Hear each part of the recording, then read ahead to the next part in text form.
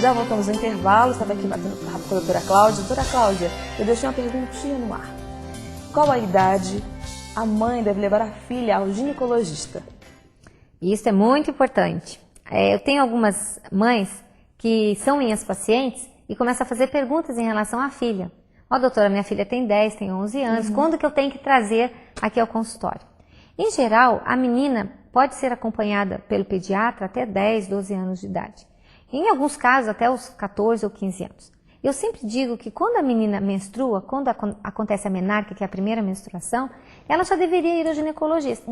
Para não ficar com medo do médico, saber que o médico vai só conversar, vai orientar as mudanças que ocorrem no seu corpo, quando começa a aumentar os seios, aparecer os pelos.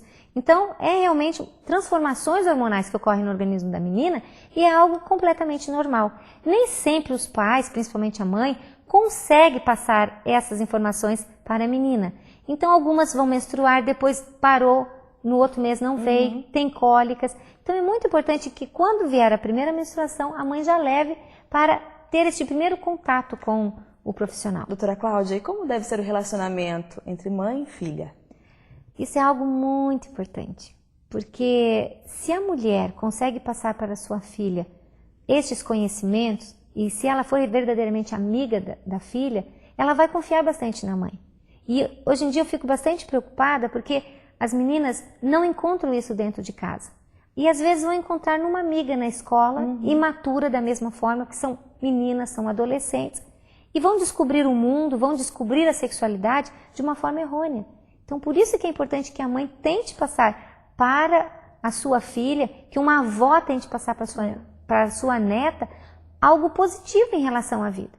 Sei que é muito difícil hoje em dia. Por quê? Porque na época das avós, elas dizem, doutora, o mundo mudou muito.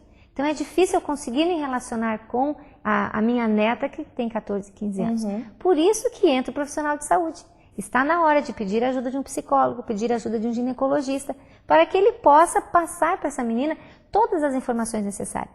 Se dentro de casa houvesse um relacionamento emocional maior, com certeza nós iríamos diminuir muitos casos de gravidez na adolescência. Com certeza. Porque elas iniciam elas têm uma iniciação sexual precoce. A curiosidade, não é? Muitas vezes é curiosidade, os hormônios estão alterados, os hormônios estão funcionando tanto no menino quanto na menina e não há diálogo dentro de casa.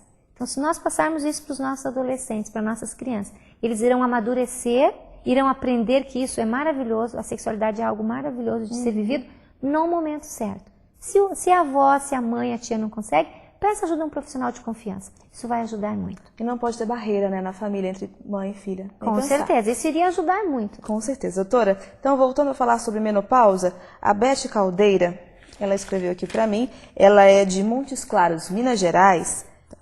Ela quer uma orientação, doutora, a respeito da alimentação para pessoas na faixa de 44 anos, ela falou assim, como eu, que há um ano tive problema menstrual, sangramento, e sem medicação melhorou. Neste período nós chamamos de perimenopausa, então já está próximo da menopausa. Então vai começar a acontecer a irregularidade menstrual. Então ela pode ter um sangramento agora, ficar uma semana ou 10 dias menstruando e depois para. Vai ficar 2 meses sem menstruar, depois menstrua de novo. Aí fica regular por mais um período. Então isso é normal acontecer nessa fase. Certo? É muito importante, eu sempre falo para as minhas pacientes, de saber que nessa fase, se o marido não tem vasectomia ou a mulher não fez laqueadura, ela ainda pode engravidar. Então é importante no período da perimenopausa fazer uma anticoncepção. Procurar o seu ginecologista e ver o que ela poderia fazer para tentar evitar uma gravidez de alto risco, que seria neste período. A Beth Caldeira também escreveu assim, quais são as mudanças físicas no período do climatério? Mudanças físicas são algumas. Eu falei sobre o aumento de peso, tá? As ondas de calor, certo? Que são realmente terríveis para algumas pacientes, assim, diminui a qualidade de vida. Elas dizem, doutora, eu não estou conseguindo mais trabalhar. Então, realmente tem que entrar com medicação, fazer a terapia de reposição hormonal, que para algumas pacientes é indicada, para outras, não. Então, por isso que é muito importante saber qual a paciente que poderá fazer a terapia de reposição hormonal ou não. Tem que saber muito bem a história pregressa da paciente, se já teve câncer de mama ou não, se já teve câncer de colo de útero, se tem algumas patologias prévias. Então é sempre importante o seu ginecologista avaliar a necessidade e se pode ou não fazer o uso dos hormônios. Doutora Cláudia, e os homens, como eles devem tratar as mulheres nessa fase? Algo que eu sempre gosto de falar, é que existe a menopausa compartilhada. Ah, é? Alguns homens disseram assim, o que é isso, doutora? Menopausa compartilhada. Porque se o homem entender o que isso traz para a vida da mulher, ele vai ser muito mais paciente. Então, eu acho que ele deve ter consciência que é uma fase diferente na vida da mulher. Porque junto com isso vem o estresse do trabalho, os filhos que estão indo para a faculdade, os filhos que estão casando, os netos que estão chegando. Há muitas transformações emocionais transtornos emocionais que podem acontecer na vida da mulher, que vai fazer com que a menopausa, com que o climatério, que essa fase seja mais difícil. Se o homem ajudar, se o homem compartilhar esta fase com a mulher, será passada de uma forma muito mais gostosa. O que quer dizer isso? Tirar férias. É muito importante nós tirarmos férias, pegarmos um feriado, sair para passear, namorar no período da menopausa, isso não altera em nada. Algumas mulheres dizem, doutora, diminuição da libido. Eu não tenho mais apetite sexual, não estou mais com vontade de manter relações sexuais. No momento que eu vou investigar o porquê disso, está tendo problema no relacionamento, o marido não está com paciência, marido que trabalha demais e não fica muito em casa, relacionamento deles não está muito bom. Então, com certeza, a mulher vai responder dentro da sexualidade. E, infelizmente, a maioria dos homens não entendem isso. Quando a mulher se sente amada, quando a mulher se sente especial, independente da fase da vida que ela estiver, ela estará com uma libido muito boa.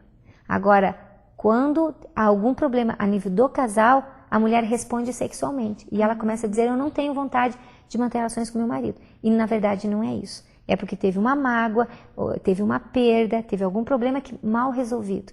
Então, isso, muitas vezes, na menopausa, acaba sendo um grave problema.